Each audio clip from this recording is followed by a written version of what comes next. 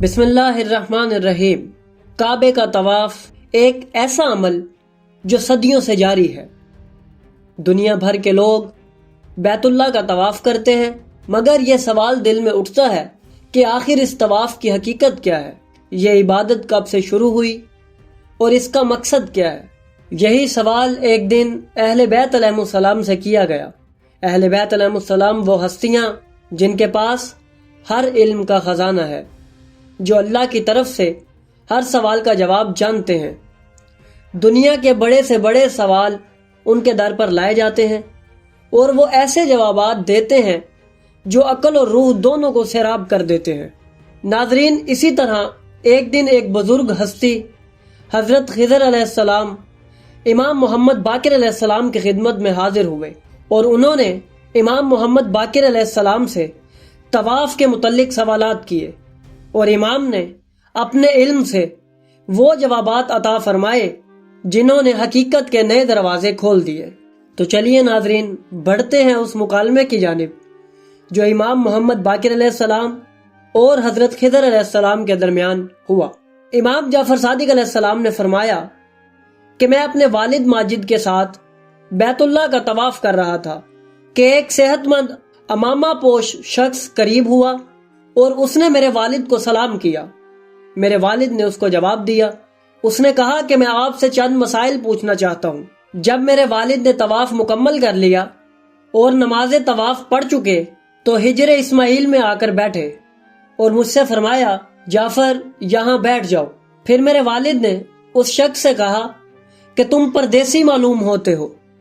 اس نے کہا، جی ہاں۔ پھر اس نے کہا کہ آپ یہ بتائیے کہ طواف کی ابتدا کب اور کیوں ہوئی؟ امام محمد باقر علیہ السلام نے فرمایا، جب اللہ نے بزم ملائکہ میں حضرت آدم علیہ السلام کی تخلیق کی اور ان کی خلافت کا اعلان کیا تو ملائکہ نے کہا تھا، کیا تو اسے اپنا خلیفہ بنائے گا جو زمین میں فساد کرے گا اور خون ریزی کرے گا؟ ملائکہ کے اس اعتراض کی وجہ سے اللہ تعالیٰ ملائکہ پر غضبناک ہوا۔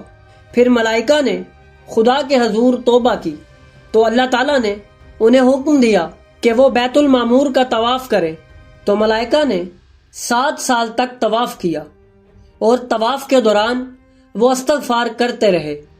پھر اللہ نے ان کی توبہ قبول کی اور ان پر راضی ہوا۔ چنانچہ اس طرح طواف کی ابتدا اسی واقعے سے ہوئی۔ پھر اللہ تعالیٰ نے مقام بیت الحرام بنوایا تاکہ جب بنی آدم سے کوئی لغزش ہو جائے تو وہ اس کا طواف کرے اور گناہوں سے پاک ہو سکے۔ جب اس شخص نے یہ جواب سنا تو اس نے کہا کہ آپ نون والقلم وما یسطرون کی آیت کے متعلق کیا فرمائیں گے؟ امام محمد باقر علیہ السلام نے فرمایا، نون جنت کی ایک نہر ہے جس کا پانی دودھ سے زیادہ سفید ہے۔ اللہ نے قلم کو حکم دیا کہ جو کچھ ہو چکا ہے اور جو کچھ ہونا ہے وہ اسے لکھ دے۔ چنانچہ قلم نے وہ سب کچھ لکھ دیا، اور قلم کی تحریر خدا کے سامنے موجود ہے۔ وہ اس میں جو چاہتا ہے بڑھا دیتا ہے، جو چاہتا ہے کم کر دیتا ہے، اور جو چاہتا ہے وہ ہوتا ہے، جسے وہ نہیں چاہتا وہ وقوع پذیر نہیں ہوتا۔ جب اس شخص نے یہ جواب سنا تو اس نے کہا کہ آپ نے سچ کہا۔ پھر اس شخص نے کہا کہ یہ بتائیں کہ اللہ نے قرآن میں اہل ایمان کی علامات بیان کی ہیں، ان میں سے ایک علامت یہ بیان فرمائی ہے، اور ان کے اموال میں سائل و محروم کے لیے مقرر کردہ حق ہے۔ اب یہ بتائیں کہ حق معلوم سے کیا مراد ہے؟ امام محمد باقر علیہ السلام نے فرمایا، اس سے زکوٰۃ جیسا فرض مراد نہیں ہے، اس سے وہ انفاق فی سبیل اللہ مراد ہے جو انسان صلہ رحمی یا کسی کی مصیبت دور کرنے کے لیے اسے دیتا ہے۔ سائل نے کہا کہ آپ نے سچ کہا۔ پھر وہ شخص وہاں سے اٹھ کر چلا گیا۔ اس کے جانے کے فوراً بعد میں نے اپنے والد سے پوچھا کہ یہ کون تھا، تو میرے والد نے مجھے بتایا کہ یہ خضر علیہ السلام تھے۔ ناظرین، ہم نے دیکھا کہ کس طرح امام محمد باقر علیہ السلام نے حضرت خضر علیہ السلام کے سوالات کے جوابات دیے، جس سے ہمیں پتہ چلتا ہے کہ اہل بیت علیہ السلام کا علم صرف زمین تک محدود نہیں بلکہ آسمانوں کے راز سے بھی واقف ہے۔ حضرت خضر علیہ السلام جیسے برگزیدہ نبی کا امام محمد باقر علیہ السلام سے سوال کرنا اس بات کی روشن دلیل ہے کہ خدا کی حجتیں اس علم کے سرچشمے سے جڑی ہیں جہاں سے خود انبیاء بھی سیراب ہوتے ہیں۔ ناظرین، ہم اپنے چینل پر اسی طرح کی تحقیقی اور علمی ویڈیوز پیش کرتے رہیں گے تاکہ اہل بیت علیہ السلام کی تعلیمات کا یہ نور آپ کے دلوں تک مسلسل پہنچتا رہے۔